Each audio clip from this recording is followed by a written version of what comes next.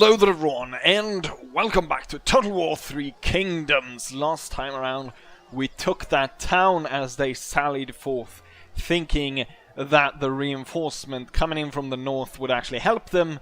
Turned out the commander just didn't give a crap, and he didn't even he turned up on the battle, but he just hid in the forest and didn't do yak shit.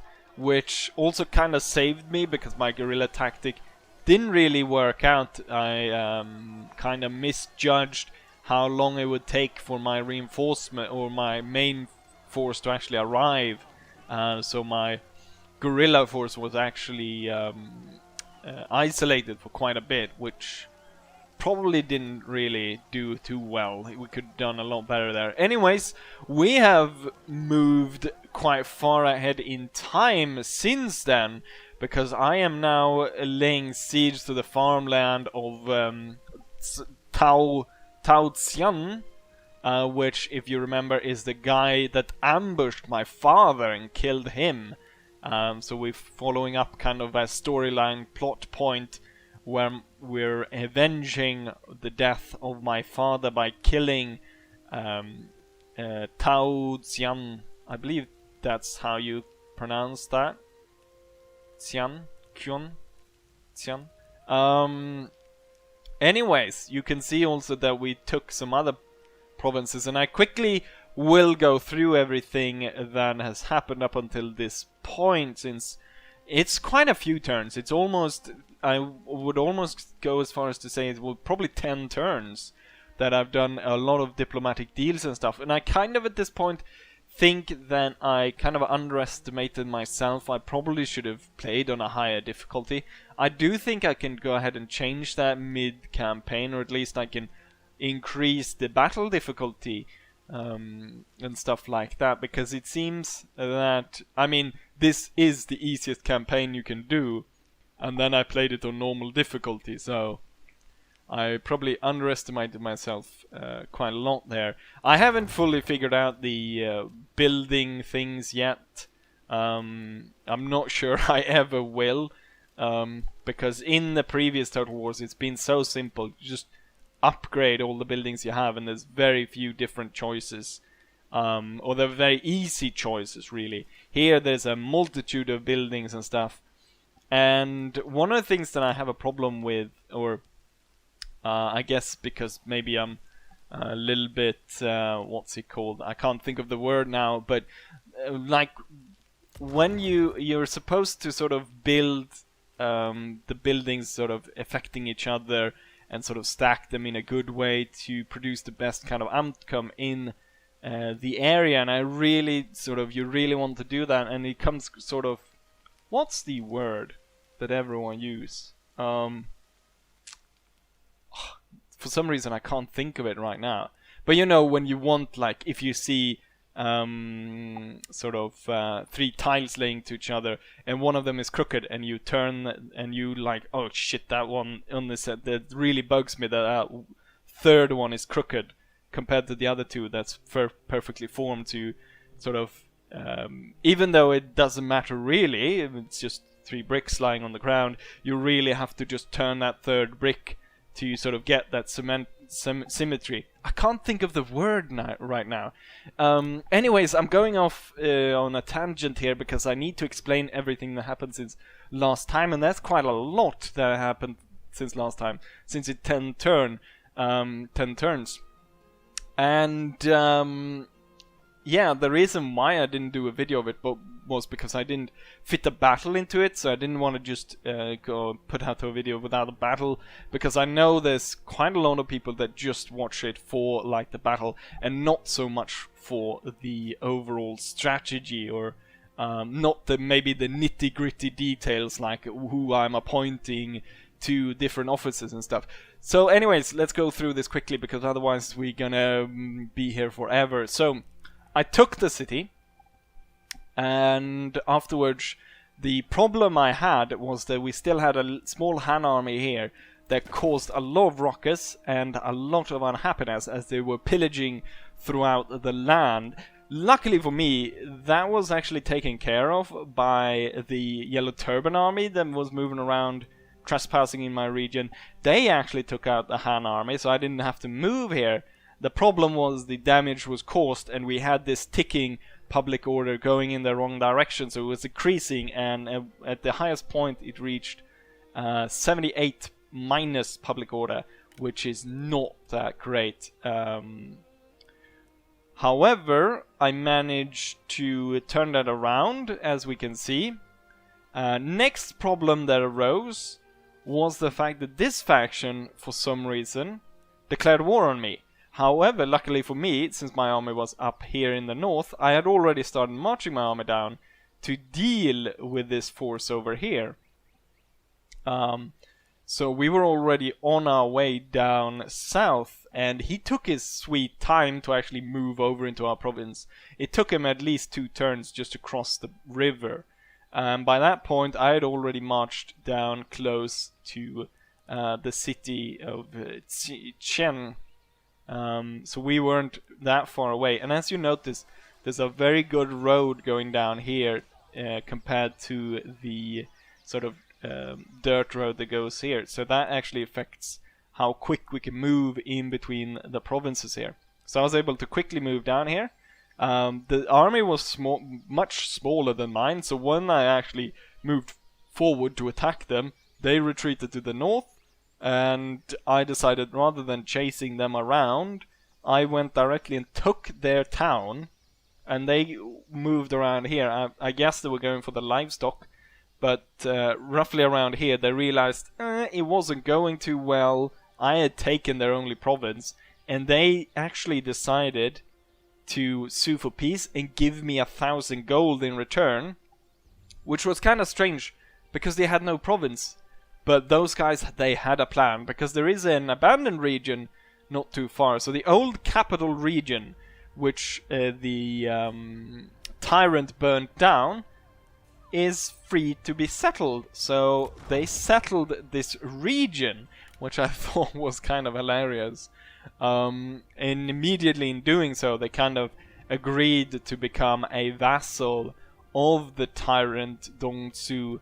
We'll go into what happened with Dongzhu later here. Or I think that's the next thing that happened, really.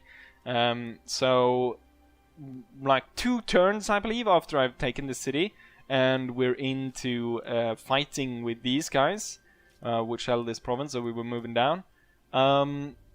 The evil tyrant, Dongzhu, died because there was one of his advisors managed to manipulate his son, Dongmin, to assassinate him, to put a dagger in his back.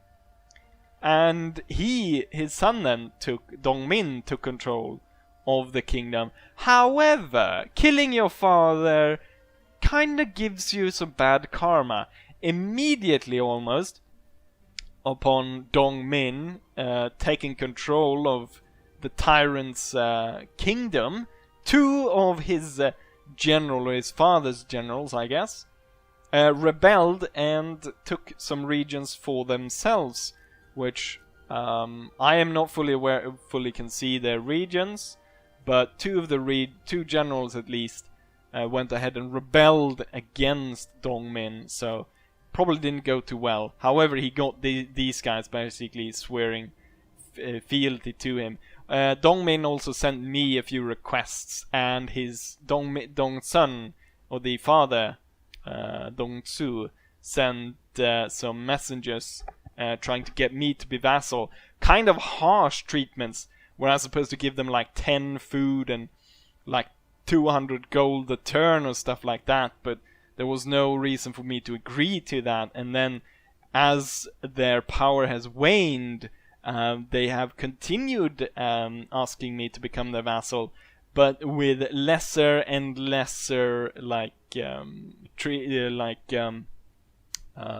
stuff I need to agree to. So we went from like me giving them 10 food a turn to giving me then 5 and then 2 in the latest one, and then having to give them no money and stuff like that. And I mean, they pose no threat, so there's no point in me agreeing to that.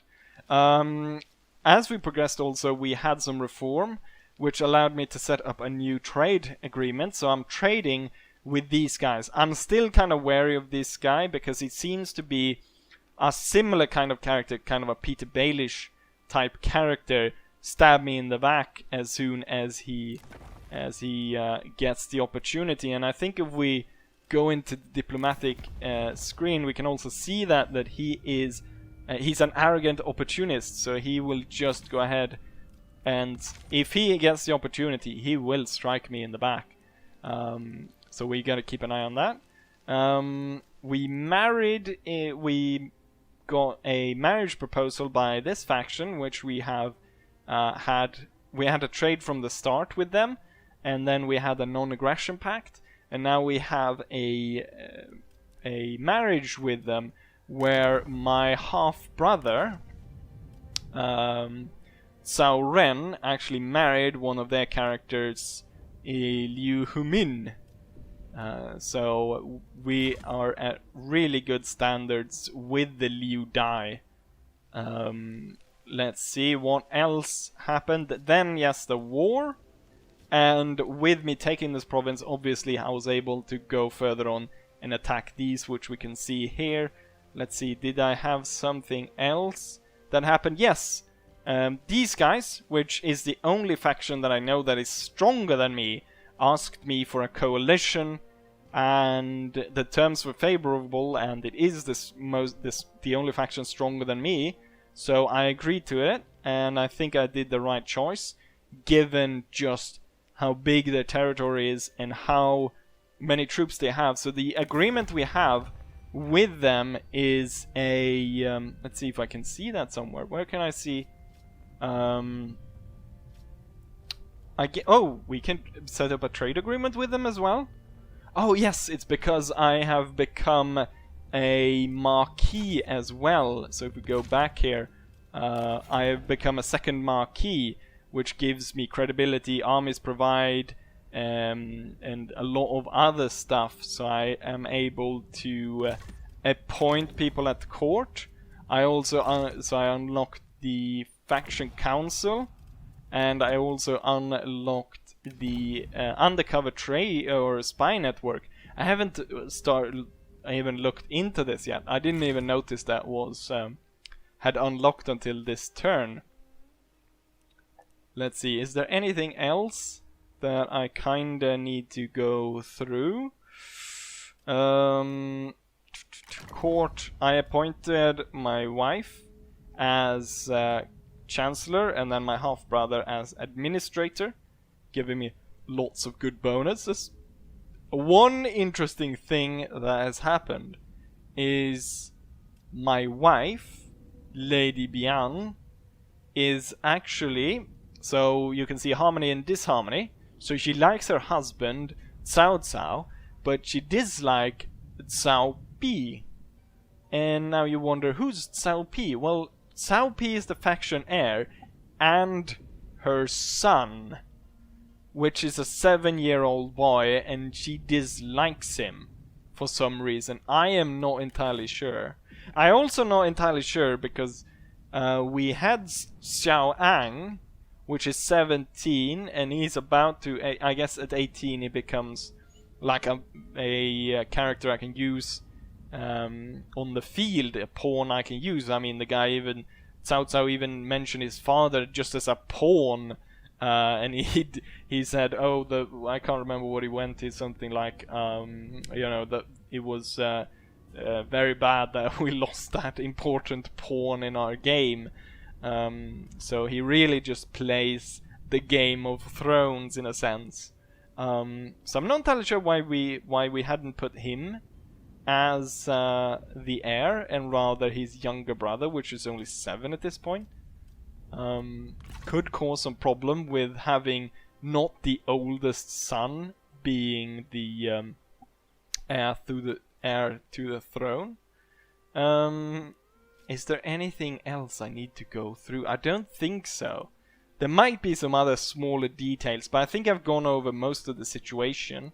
And if we look at the details here, we've got the Han Empire. They're very unhappy with us. We've got the this is also Han Empire.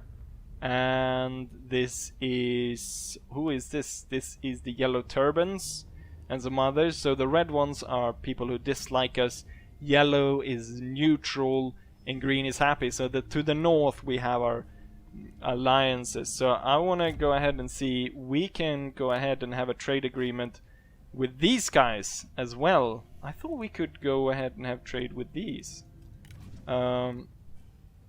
Negotiate. Welcome, friend. Trade. Oh, we can trade stuff, but we can't actually set up a trade agreement.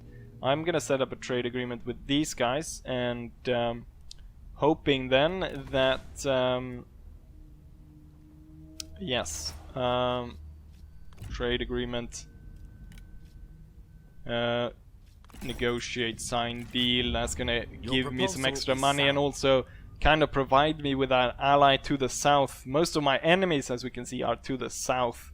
Some of them, very few of them, are actually to the north, and I've got my strong coalition to the north. So we really need to look to the south. Oh yeah, Liu Bian, which we have here, is also, we signed a non-aggression pact.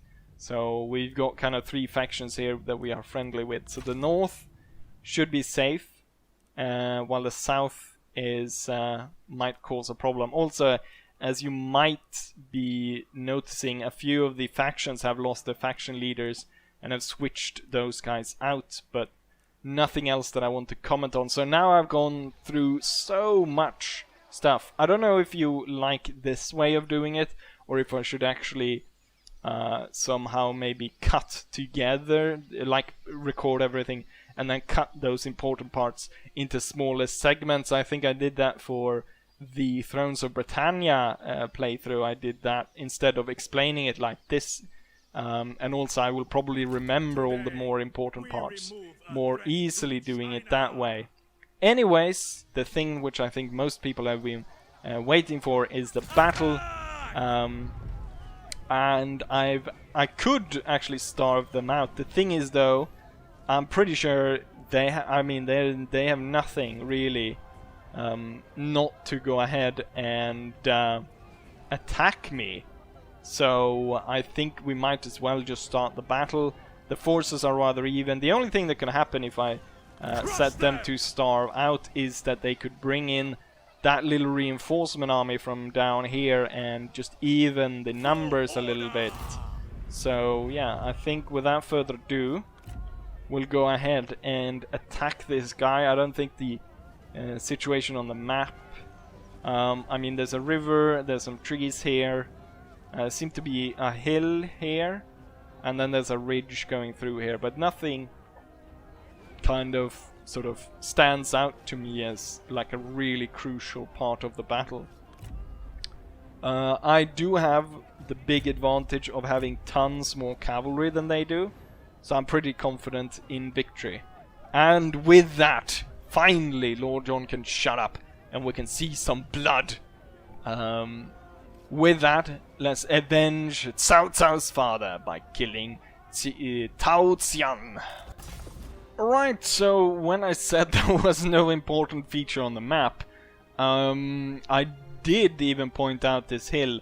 I kind of did not realize that it would be right smack down in the middle of their deployment zone, surrounded by farmland. So it's going to be easy. It's going to be hard for me to move cavalry around, and obviously charging up a hill is not going to do that well.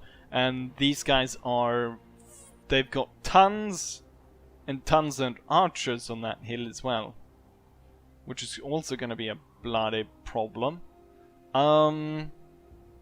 However, though, I guess we have to assume they're going to be on the hill. We do have these guys being in guerrilla formation, so I think we'll take advantage of that by placing this force behind and then having this force advance from the front. I think also I need to set it up so that this vanguard guy is controlling all the cavalry. I need to figure... I've already said this, but this needs to be like the cavalry brigade, then this can be more of an infantry brigade, then Cao Cao can have more of a mixed brigade with infantry and archers. Or I guess both of these should be infantry and archers. To have mixed brigades in sort of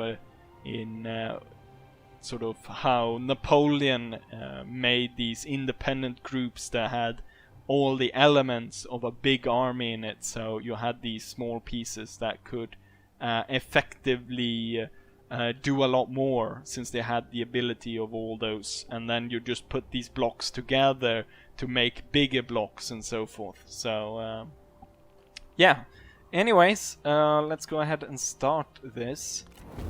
And they've set up on the hill. He's got tons of archers. So he's got 1, 2, 3, 4, 5, 6, 7, 8 archer units, which I guess will be his undoing as well as his strength, because we're gonna have to march up a bloody hill to get at these archers and his men. So that's definitely gonna be a big problem. We're going to be able to assault them from multiple directions. What I see right now is obvious that the cavalry would be best suited coming in from this angle.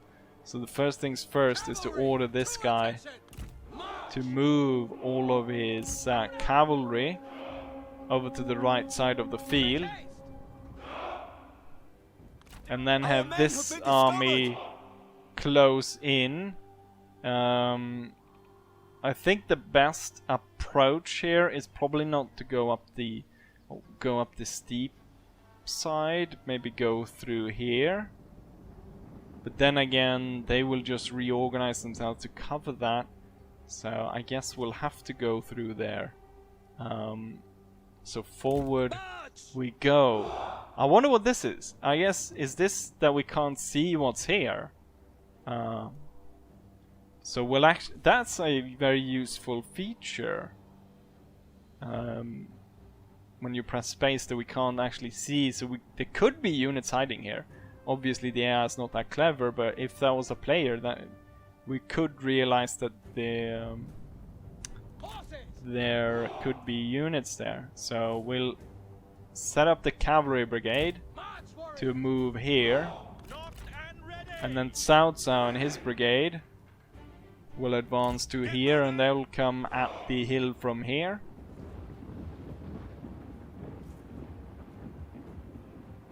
They're moving their troops around like a bunch of morons on the hill, running all over the place.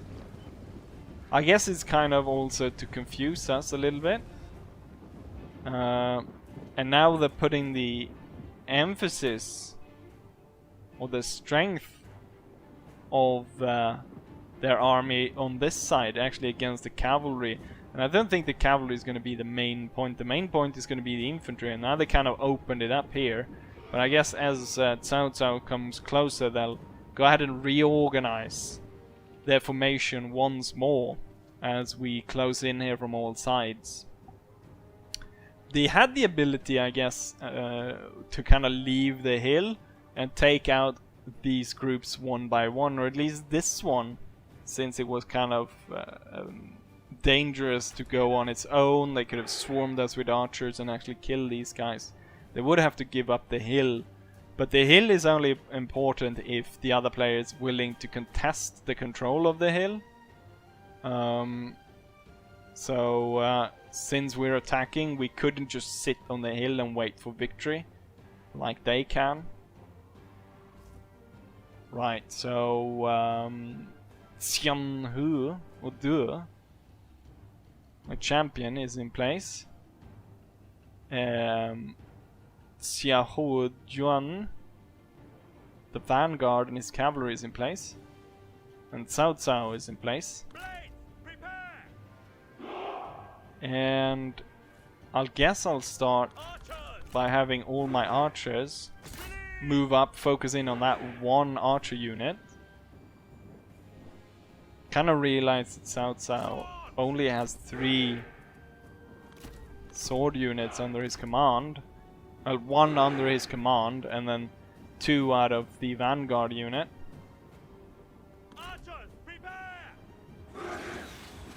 So we'll focus in 3 units against 1.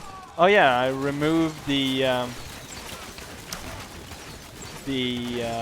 trails, which I thought they kind of covered too much. It's pretty good to see where the arrows are going though, but I think just out of a visual standpoint it was really hard to see because the trails took up so much of what you could see in the sky. The enemy warriors are running. And clearly we won that fight. I'm wondering why they're not trying to reorganize their troops to actually like properly fight us. We did, however, lose tons of our own there as well.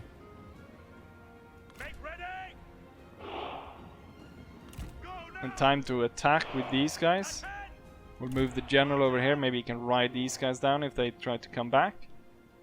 And with that, it's time to make one of the worst approaches, which is this one, towards the hill. Let's have our swordmen start charging down, or charging up towards the hill. We'll move the general over here to chase these guys down. Right, that archer unit is about to be destroyed as well, which means I can focus in on that light infantry unit and we can break that one. Oh, they rallied just in time for my commander to absolutely just run down the entire unit.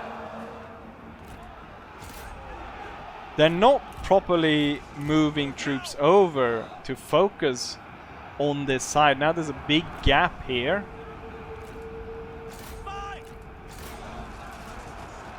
Time to move the cavalry in. The general won this fight, and look at that, they move all the archers and stuff, move them over to this side. And what's the point of that now that this force, without any kind of problem, can just march up the hill?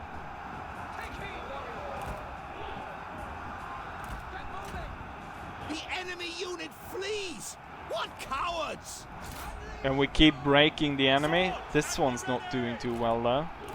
General is here to support, so we definitely need to support these guys over here. These idiots. I mean, oh, well, you know what? It's like all archers.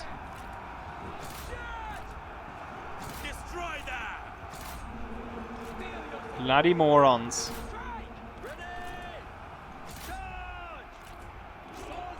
We're gonna need swordmen to help over here.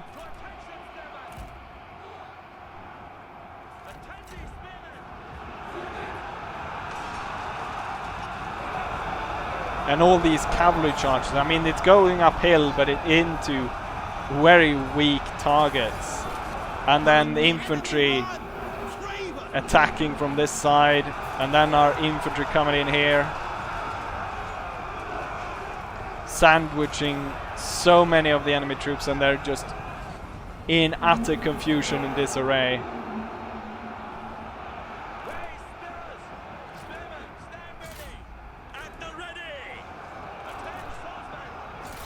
Continue forward, cavalry. Retire from over there. The 2 spear units will continue over here.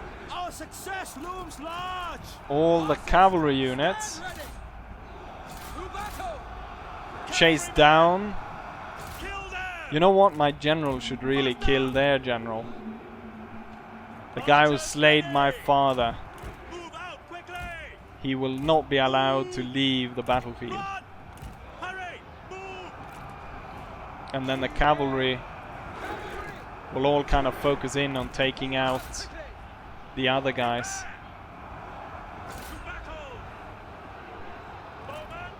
Bowmen, throw yourselves into the fray. Infantry, attack. And here's my general trying to chase down the guy who ordered the death of his father. Ambushed him, I don't know where he is though, but he's somewhere there. And at the same time, we kind of cornered these troops, and they're all dying at this point.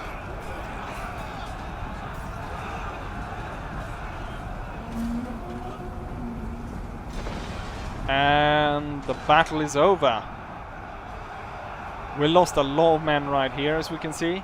But then again, all those archers that became unprotected on the hill.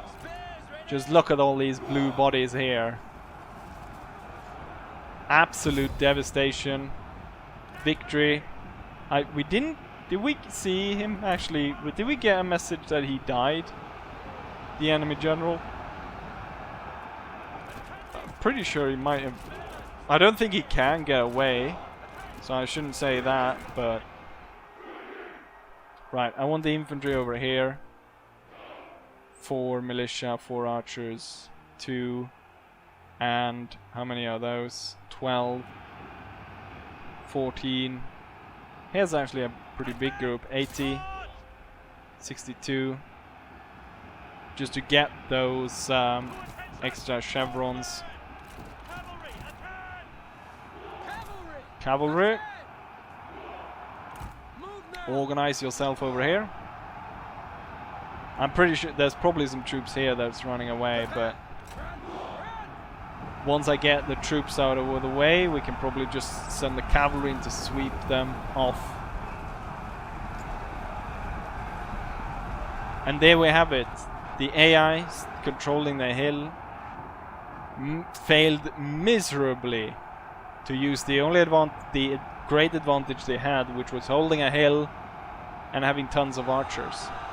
So I kind of feel at this point it's a little bit too easy. I've just been destroying everything that's coming my way. So I think we're gonna, hopefully I can actually upgrade the difficulty of the battles and kind of the campaign midstream. So that should be nice. With that said, however, we've got the guy who killed my father. So we got revenge, and also we expanded our kingdom even further. Let's go back to the campaign map, shall we? Close victory. It is just as it There we should have be. it. Victory. 1,000 gold claimed, and we lost around a third of our army, which is kind of high, but given the fact that we were attacking a hill with loads of archers, it's not that bad, and we utterly crushed the enemy army. And I believe, yes, we killed the guy. We killed actually all 3. I still don't like the fact that you can't actually see who did what, like what unit did the most. And as far as I've seen, none of my units have gotten any chevrons. Well, I guess they have. It's just that I haven't seen it. Because if you look there, it says rank 6. I think that should be more clearly displayed. Like there should be something similar to the chevrons which you can see in other Total Wars. I had no clue here that these guys actually... I mean, this one has level 6. That's kind of a lot, isn't it? And this one has 7. It's even more. So I think that should definitely be more visible. Anyways, let's go and occupy this. Shall enjoy the spoils. Faction succession, yes. He died, so this guy takes over. Chaos's vacuum creates heroes. Yes. Then we'll cross the I bridge cannot. and lay siege to the town. Great tidings. Let's see here. Killed in battle. 3 lords killed in battle. Oath sworn. We fought side by side in the battle. We fought well and won. So these guys are good friends at this point. And someone gained a point, which is my vanguard soldier. What kind of things do you have? Line of sight, building, upkeep, morale when attacking, battle running speed. He has a heavy cavalry unit, so I guess That could be good. Oh, he actually has more points that we can spend. Fury. Morale in enemy territory. Plus charge bonus. That's even better.